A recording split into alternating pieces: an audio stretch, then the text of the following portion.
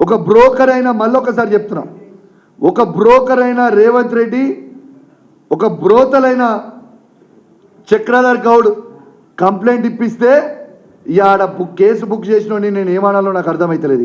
ఇక వాళ్ళే అర్థం చేసుకోవాలి. హరీష్ రావు గారి మీద కేసు బుక్ చేస్తారు. మీరు ప్రశ్నిస్తే మీరు ఇచ్చే 6 గ్యారెంటీలు ఎందుకు ఇయ్యలేదు అని హరీష్ రావు గారు గట్టిగా అడుగుతున్నారు, ప్రశ్నిస్తూ ఉన్నారు అని మీరు కేసీఆర్ గారిని తిట్టడమే, కేటీఆర్ గారిని తిట్టడమే, హరీష్ రావు గారిని తిట్టడమే, కేసులు పెట్టడమే. కానీ ఒక్కటి గుర్తుపెట్టుకోండి రేవంత్ రెడ్డి గారు, మీ కేసులకి, మీ ఆవాకులకి, చెవాకులకి ఈడ ఎవ్వడు భయపడేటోడు లేడు అనేది ఖచ్చితంగా మీరు గుర్తుపెట్టుకోవాలని చెప్పి తెలియజేస్తా ఉన్నాను. ఇలా రేవంత్ రెడ్డి గారు చేసిన పాపాలకి ఇలా భూకంపం వస్తుంది తెలంగాణలో. ఇలా రేవంత్ రెడ్డి చేసిన పాపం అని చెప్పక తప్పదు. ఇది రేవంత్ రెడ్డి గారు అన్ని దేవుళ్ళ మీద ఒట్లేసి నేను రుణమాఫీ ఖచ్చితంగా ఆగస్టు 15 తారీఖు వరకు తెలంగాణలో ఉన్న ప్రతి రైతుకి నేను రుణమాఫీ చేస్తా అని చెప్పి ప్రమాణం చేసిండు. ఇలా రుణమాఫీ నువ్వు చేయకపోతే దాని రియాక్షన్ నువ్వు చూసినావా రేవంత్ రెడ్డి?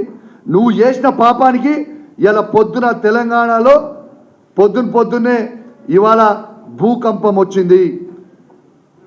అంటే దేవుళ్ళు ఒక వార్నింగ్ పంపిస్తా ఉన్నారు, ఇకనన్నా నువ్వు సిగ్గు లేకుండా అబద్ధాలు ఆడు బంద్ చేయి. అయ్యా దేవుళ్ళ మీద ఒట్లేసి అబద్ధాలు చెప్తే తెలంగాణ ప్రజలకి చెడు జరుగుతూ ఉంది. ఎందుకంటే నువ్వు బాధ్యత కలిగి ఒక ముఖ్యమంత్రి కుర్చీలో కూర్చున్నావు. అన్ని ప్రమాణాలు మొన్న కూడా చేసి ఉత్సవాలలో ఏదో 2000 కోట్లు చేసి మళ్ళీ మొత్తం రుణమాఫీ అయిపోయిందను. ఇలా దేవుడే పైనుంచి నీకు సిగ్నల్ పంపించిండు.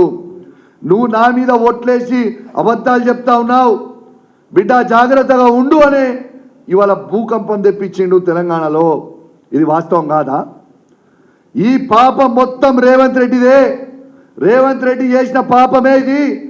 రేవంత్ రెడ్డి గారు దేవుళ్ళ మీద ఒట్టేసి అబద్ధాలు ఆడినందుకే ఇవాళ భూకంపం వచ్చింది. అదొక రియాక్షన్ అనేది చెప్పక తప్పదని చెప్పి సందర్భంగా తెలియజేస్తా ఉన్నాను.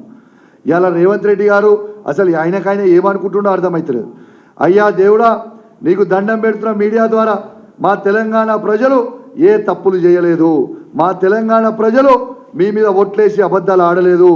ఏమన్నా మీకు తప్పు చేసి ఒట్లేసి మాట్లాడేది ఉంటే దయచేసి మా తెలంగాణ ప్రజలను మాత్రం కాపాడు. దయచేసి మా తెలంగాణ ప్రజల మీద మాత్రం దయచేసి కోపం చేయకండి, ఏవి డ్రాస్టిక్గా తీసుకోకండి డిసిషన్లని ఈ మీడియా ద్వారా అన్ని దేవుళ్ళకి నేను నా చేతులు జోడించి మరీ మొక్కుతా ఉన్నాను. మీకేమైనా కోపం ఉంటే దేవునికి నేను ఒక్కడే విజ్ఞప్తి చేస్తా ఉన్నా, ఏమని ఉంటే అబద్ధాలు చెప్పిన రేవంత్ రెడ్డి మీద శిక్షించుకోగాని తెలంగాణ ప్రజల మీద మాత్రం దయచేసి శిక్షించకు, దయచేసి దమనం పెట్టి మరి చెప్తున్నా అని చెప్పి సందర్భంగా తెలియజేస్తూ, ఖచ్చితంగా ఇంతకుముందు ప్రవర్తించిన సిఐ గారు ప్రవర్తించిన తీరు, ఏసీపీ బంజారాహిల్స్ గారు ప్రవర్తించిన తీరుని మరొకసారి నేను తీవ్రంగా ఖండిస్తా ఉన్నాను. రాబోయే రోజులలో మీరు మర్చిపోతుర్రు, మీరు 10 సంవత్సరాలు కేసీఆర్ గారి నాయకత్వంలో పనిచేసి గుర్తుపెట్టుకోరు. మీతో మా పంచాయతీ కాదు, మా పంచాయతీ రేవంత్ రెడ్డి గారితో ఆయన చెప్తున్న అబద్ధాల దీనితో మీరెందుకు కాంగ్రెస్ కండ ఒప్పుకున్నట్టు పనిచేస్తున్నాం నాకు అర్థమవుతలేదు. ఎందుకు? మీకేమవసరము? మీరు అధికారులు, మీ డ్యూటీ మీరు చేయరి, మీరు తీసుకొని పోరి, మీకేముంది? చట్టం ఎట్లుంటే అట్లా వివరించండి. మీరెందుకు అతి చేస్తున్నారు? మళ్ళా మేము వచ్చినాక ఏమి మర్చిపోము, అది కూడా గుర్తుపెట్టుకోవాలని తెలియజేస్తూ, ఖచ్చితంగా మరొకసారి ఈ మీడియా ద్వారా మరొకసారి డిమాండ్ చేస్తూ ఉన్నాను. ఖచ్చితంగా సిపి గారు ముఖ్యమంత్రి రేవంత్ రెడ్డి గారి మీద, ఇంటెలిజెన్స్ ఐజీ అయిన శివధర్ రెడ్డి గారి మీద 101% కేసు బుక్ నమోదు చేయాలి, ఎంక్వైరీ చేయాలి. ఎందుకంటే నా ఫండమెంటల్ రైట్, నా ప్రైవసీకి భంగం కలుగుతూ ఉంది. నా ఫోన్ ట్యాపింగ్ చేస్తూ ఉన్నాడు. ఇది స్వయంగా నేనే చెప్పుడు కాదు, స్వయంగా కాంగ్రెస్ పార్టీ మానకొండూరు శాసనసభ్యుడే స్వయంగా చెప్పిండు ట్యాపింగ్ చేస్తున్నారు అని. చెప్పకనే చెప్పిండు. ఎట్లా చెప్పిండు అంటే, కరీంనగర్ సిపి గారట మానకొండూరు సిఐకి టెలికాన్ఫరెన్స్ పెడతలేరు, పోలీసు వాళ్ళది ఇంటర్నల్ కాన్ఫరెన్స్ పెడతలేడని చెప్పిండు. మరి కరీంనగర్ పోలీస్ ఇంటర్నల్ కాన్ఫరెన్స్ అనేది మోస్ట్ కాన్ఫిడెన్షియల్ థింగ్, అది వెరీ వెరీ కాన్ఫిడెన్షియల్. అట్లాంటి కాన్ఫిడెన్షియల్ థింగ్ ఇలా సిపి గారు సిఐ గారికి కాన్ఫరెన్స్ పెడతలేరు అని ఎమ్మెల్యే గారికి ఎట్లా తెలుసు? అంటే ఖచ్చితంగా ఈ ప్రభుత్వం సిపి కరీంనగర్ సిపి గారి ఫోన్ కూడా ట్యాపింగ్ చేస్తూ ఉన్నది అనేది ఇది ఒక నిదర్శనం. లేదు సిఐ గారే చెప్పిర్రు అని అనుకుంటే సిఐ గారిని ప్రెస్ మీట్ పెట్టి, ఇది చాలామందికి డౌట్ ఉన్నది, సిఐ గారు పోయి ఎమ్మెల్యే గారికి చెప్పొచ్చు కదా అని.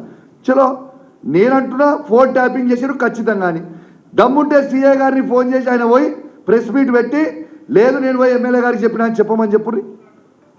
చెప్తానండి, ఇంతకుముందు కూడా చేసిన. ఎందుకంటే పాప మా సిఐ కూడా పోయి చెప్పలే, ఆయనకు తెలియదు. ఒరిజినల్ ఏంటంటే వీళ్ళు ఫోన్ ట్యాపింగ్ పోలీసు వాళ్ళని కూడా నమ్మకుండా కరీంనగర్ సిపి గారు కూడా ఫోన్ ట్యాపింగ్ చేసిర్రు. ఫోన్ ట్యాపింగ్ ద్వారా చేస్తేనే ఎమ్మెల్యే గారు స్వయంగా బయట పెట్టిండు. ఖచ్చితంగా ఈ ముఖ్యమంత్రి రేవంత్ రెడ్డి గారు ఖచ్చితంగా నా ఫోన్ కూడా ట్యాపింగ్ చేస్తుండు 101%. నా ఒక్కని ఫోనే కాదు, ఈ వేదిక మీద ఉన్న వాళ్ళు అందరి ఫోన్లు ట్యాపింగ్ చేస్తుండు. మా శాసనసభ్యులు ఫోన్ ట్యాపింగ్ చేస్తున్నారు, మా పార్లమెంట్ సభ్యుల ఫోన్ ట్యాపింగ్ చేస్తున్నారు, మా కేసీఆర్ ఫోన్ ట్యాపింగ్ చేస్తున్నారు, మా కేటీఆర్ గారి ఫోన్ ట్యాపింగ్ చేస్తున్నారు, మా హరీష్ రావు గారి ఫోన్ ట్యాపింగ్ చేస్తున్నారు, మా కవిత గారి ఫోన్ ట్యాపింగ్ చేస్తున్నారు, మా సంతోష్ రావు గారి ఫోన్ ట్యాపింగ్ చేస్తున్నారు. 101% వీళ్ళు ట్యాపింగ్ చేస్తున్నారు. వీళ్ళే లంగలు, వీళ్ళే లంగ పనులు చేసుకుంటా, వీళ్ళు ఎవరు తెలియకుండా దొంగ దొంగ దొంగ దొంగ దొంగనే దొంగ దొంగ దొంగ వరినట్టున్నది రేవంత్ రెడ్డి గారి తీరు.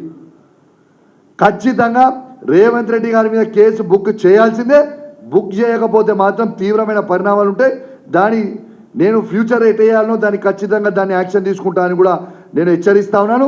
నేను హైదరాబాద్ సిపి గారు చెప్తున్నా, మీ కమిషనరేట్లనే మళ్ళా చెప్తున్నా సిపి గారు, నిన్న మీ కమిషనరేట్లే ఒక బ్రోకర్ అయిన రేవంత్ రెడ్డి గారు, ఒక బ్రోతలైన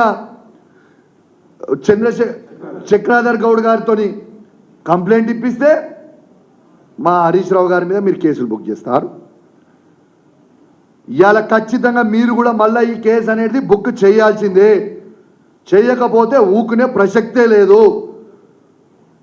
ఖచ్చితంగా దీని మీద మేము ధర్నాలు చేస్తాం. ఫ్యూచర్లో ఇనే ప్రసక్తే లేదు.